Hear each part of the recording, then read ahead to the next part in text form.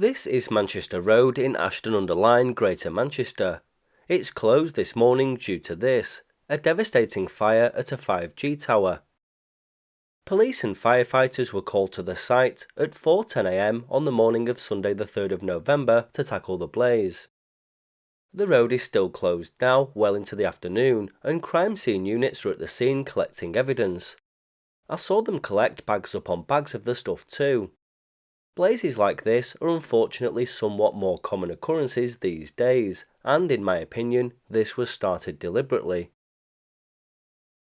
Just over a year ago, this same tower was vandalized with spray paint. Clearly, it's not welcome with everyone in the area. This morning, crime scene investigators collected all of the contents of the cabinet at the base of the mast and took it away in sealed bags as evidence, and it's likely that both the police and the cell company that runs the mast will already know if the fire was an accident or deliberately started.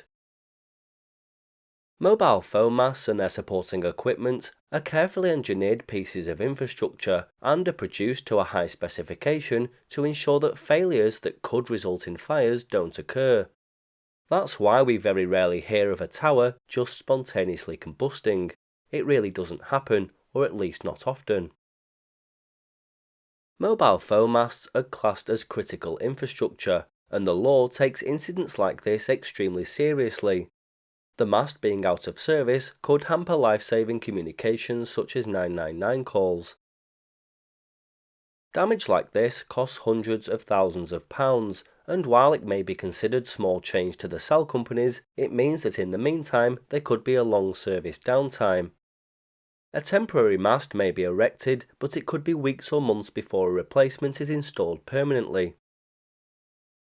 As you can see, the antenna panels at the top of the mast have been completely destroyed, and there's fallen debris in the road.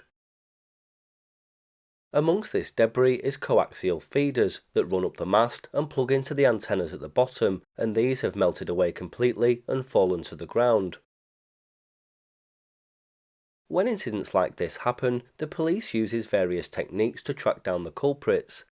They will have collected DNA evidence here, swabbed for the use of accelerants, and the police on the scene this morning were extremely strict about not allowing anyone to pass through the cordon.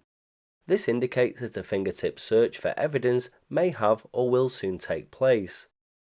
They'll examine the records from the cell tower to gain access to what phones pinged the tower close by at the time the fire took place.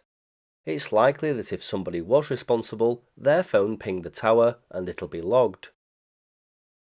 We saw a sharp rise in these types of attacks during the COVID-19 pandemic, when the ridiculous notion that 5G caused or spread COVID-19 was propagated around by complete and utter morons.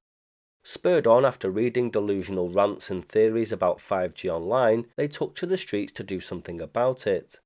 The arson attacks began in early April 2020, with over 100 towers damaged or destroyed in 1 month alone in the UK. One man from Liverpool was jailed for 3 years for setting fire to a 5G tower along with 2 of his mates. A pair of partially burnt gloves were found at the scene and were later found to have the man's DNA on them. Another conspiracy nut who set fire to a 5G mast causing damage worth more than £100,000 pleaded that he had a psychotic episode that led him to commit the offence, and was spared jail. Psychotic is definitely the word I'd use for these sorts of people.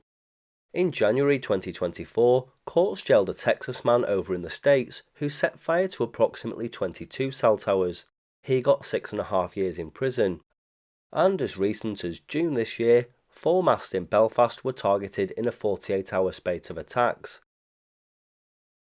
Unfortunately, the whole conspiracy that 5G causes cancer and other adverse health effects has spread like wildfire, no pun intended, meaning that people with more limbs than brain cells take it upon themselves to carry out these sort of attacks. All it does is hamper the services they rely on day in and day out and inconveniences everybody else. The police and fire services have much more important work to be doing than attending these sorts of incidents. I'll update you on this situation as recovery and replacement works commence.